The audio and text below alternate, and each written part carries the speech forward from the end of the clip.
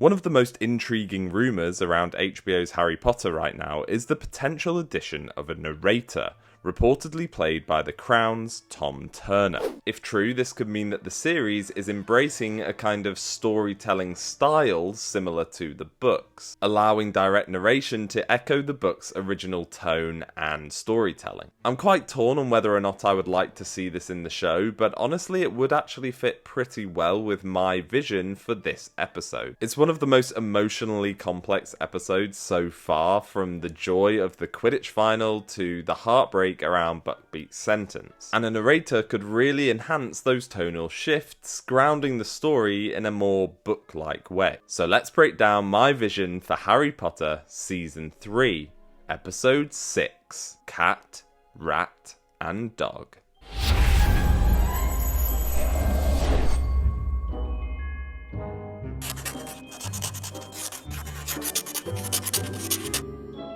The episode will start with probably the shortest cold open of this season so far, as we hear the narration of Hagrid's letter that he wrote to Hermione. Dear Hermione,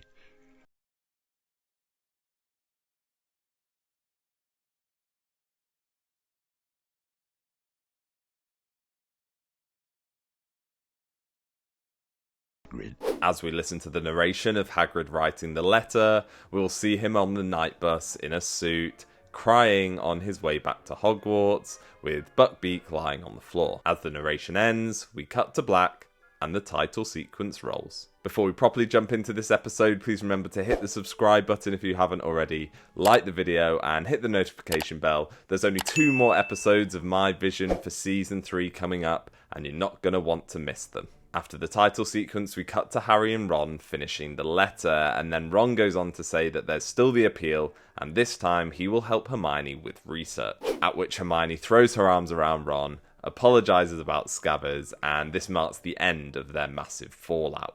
This is a really nice moment, and honestly this whole sequence is actually filled with quite a lot of happy and hopeful moments, which juxtaposes quite heavily for the direction of the next 2 sequences. We then cut to the end of a Care of Magical Creatures class, with Hagrid telling the trio exactly what happened at the trial, and afterwards, as he's heading up to his hut, we get the incredible moment where Hermione slaps Malfoy after he insults Hagrid. This moment in the movie is incredible, and here the only real difference is that unlike in the movie where Hermione pulls out her wand first before punching Malfoy, Hermione will walk straight up to Malfoy and slap him around the face before pulling out her wand. Tom Felton did an incredible job with this moment in the movie, however I would still like to see maybe a little more of just how much of a coward Malfoy is. This moment ends with Hermione saying to Harry, Harry, you'd better beat him in the Quidditch final. Which is a perfect segue into the rest of the sequence. In the book, they head to Charms and Divination next, but in order for this episode to run smoothly, that will come later. We then move into a montage that takes place around the school in anticipation for the upcoming match, with small scuffles breaking out between Gryffindor and Slytherin students here and there. This once again demonstrates the student experience of life at Hogwarts, as Quidditch is such an important thing,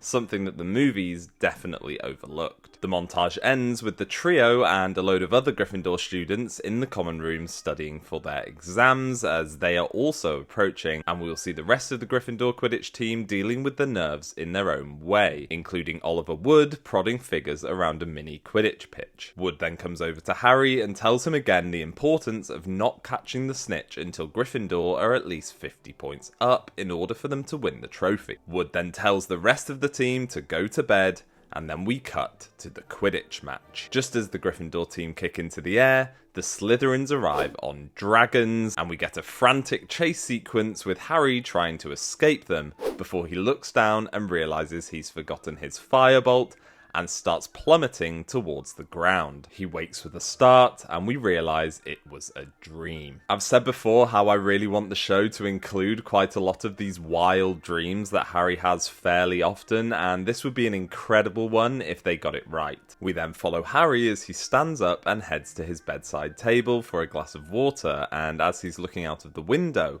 he sees Crookshanks skulking around the edge of the forest, and as he looks closer, he sees the outline of that giant black dog again, walking alongside him. However, after he wakes Ron to see if he can see it, he notices that the cat and dog have vanished. And this short moment is such a nice way to hint towards the end of this episode. We then cut to the actual Quidditch match, and this will be an absolute standout moment of this episode, and honestly one of the standouts of this season. The build-up will be incredibly tense, with nothing but a heartbeat sound pounding as Harry and the rest of the team pull on their robes and head out onto the pitch, standing across from the Slytherins. Everything goes silent as they mount their brooms before kicking off into pure chaos. I really want this to be the absolute pinnacle of what Hogwarts Quidditch can be, and I say that because obviously in the next season we will get the World Cup final. The match is obviously complete with all of the Slytherins' dirty tactics, such as fouling the Gryffindor players,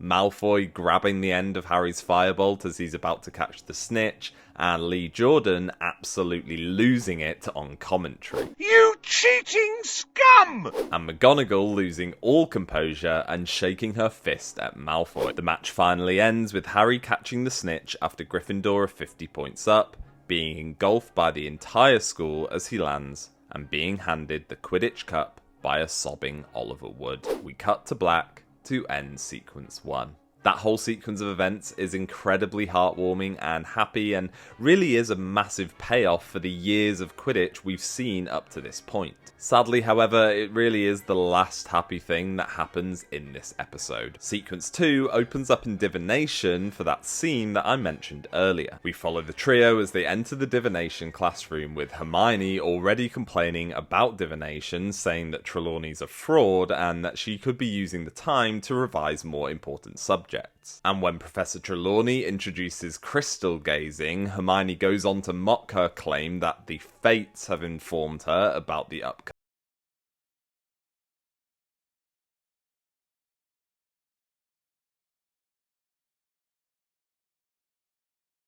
peers into their orb. She once again predicts the Grim for Harry, at which Hermione finally snaps. Just like in the movie, Trelawney declares Hermione too mundane for divination, and Hermione storms out of the class. The main difference will be Lavender reminding Trelawney that she already predicted that somebody would leave around Easter, which Trelawney smugly accepts as proof of her gift. And I really want this moment to highlight just how stressed Hermione is getting at this point of the year, and once again just provides a little clue as to how she is getting to all of her classes. We then move into the final Hogwarts changing motif of this season, from spring into summer, and during this montage we will see a load of different students studying for their exams. The montage ends in the Great Hall at breakfast at the start of exam week, and we see McGonagall handing out exam timetables, and Ron goes on to notice Hermione's, which has a load of double bookings, yet another clue. Harry then receives a note from Hagrid saying that Buckbeak's appeal will take place on Friday after the exams,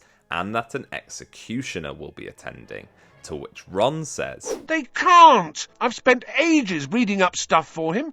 They can't just ignore it all. We then move into a sequence that isn't necessarily a montage, but it is definitely a brief series of scenes of different Hogwarts exams. There's a lot to cover in this episode, so this might only be a couple of minutes per exam, but I do think it's so important to show this side of Hogwarts life, as they are still students and exams are really important. At the end of the day, that's why they're at Hogwarts in the first place. We'd see them struggling through Transfiguration, turning teapots into tortoises. Charms follows, where Harry's over-enthusiastic cheering charm leaves Ron in uncontrollable laughter. Hagrid's Care of Magical Creatures exam is really easy, just keeping flobberworms alive for an hour, giving the trio time to talk to him about Buckbeak's appeal. Potions predictably goes terribly for Harry under Snape's watchful eye. Their final big test is Lupin's Defense Against the Dark Arts obstacle course, which Harry completes brilliantly, Ron struggles through,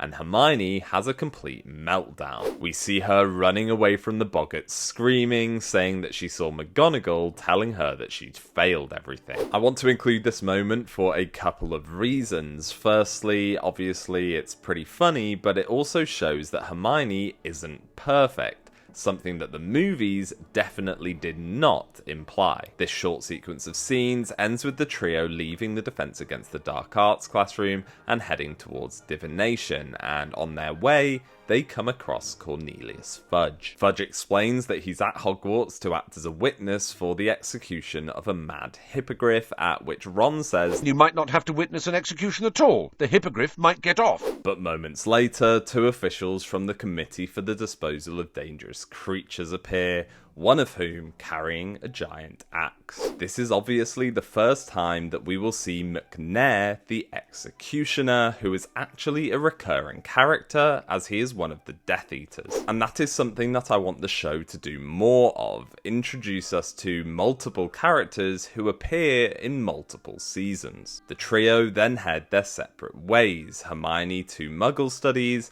and Harry and Ron to their divination exam. We cut to Harry and Ron waiting outside the divination classroom, and in a sort of time lapse, we see various students ascending and descending the ladder, with Neville telling them, "She says the crystal balls told her that if I tell you, I'll have a horrible accident." and Lavender Brown saying, "She says I've got all the makings of a true seer. I saw loads of stuff. Well, good luck." Then it's Ron's turn, and again we see him ascend the ladder, and as Harry is waiting, he looks out of the window and sees Hagrid and Buckbeak in the distance, reminding us of what is to come after the exam. Ron then descends the ladder and says, "Couldn't see a thing, so I made some stuff up."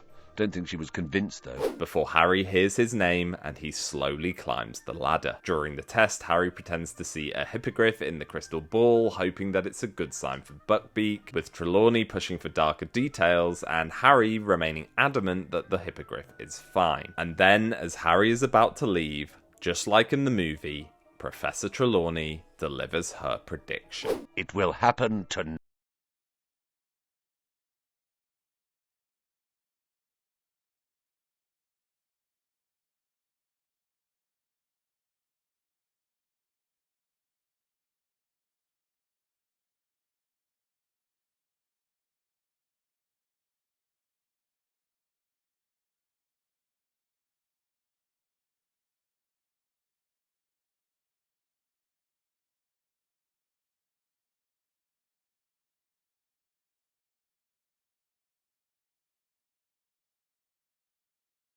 Leaves the classroom, leaving Harry alone, looking confused and worried. We cut to black to end Sequence 2. Sequence 3 opens with Harry rushing through the halls of Hogwarts to find Ron and Hermione to tell them about Professor Trelawney's prediction. However, he stops as soon as he sees their faces, and Hermione says that Buckbeak lost the appeal. We see the sun setting over Hogwarts as we cut to Hagrid's hut, and we hear an invisible knock on the door. And honestly, everything that happens from this point is almost exactly what we got in the movie, with just a few minor tweaks here and there. The first difference from the movie is instead of Hagrid finding Scabbers and giving him to Ron, it is Hermione who finds Scabbers when she's making a cup of tea. And the other change will be removing the moment from the movie where Harry gets hit by a rock, causing him to see the execution party. Instead, it's just Hagrid who spots them through the window. He tells them to leave through the back, and they slip away past Buckbeak. And as they hurry up the hill, Scabbers struggles violently,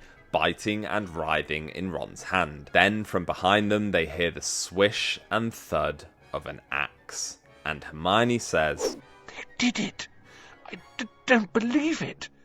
They did it!" We then move into the climax scene of the episode, and once again will be similar to the movie with a few minor differences. As the trio stand under the cloak, they see Crookshanks approaching through the darkness, and suddenly Scabbers bites Ron's finger, breaks free, and bolts, with Crookshanks chasing after him. Ron throws off the invisibility cloak and sprints after them, with Harry and Hermione close behind. They catch up to Ron just as he grabs Scabbers again, and then suddenly, a giant black dog lunges out of the darkness. It seizes Ron and drags him towards the Whomping Willow. And one addition will be the moment where Ron's leg gets caught on a root and we hear a sickening crack as his leg breaks. This is something the movies definitely couldn't have pulled off, but with a darker rating we can 100% include it here. Now in the movie, we get this wild sequence with Harry and Hermione trying to get past the Whomping Willow, and this will be similar, although I don't think I want to include the moment with them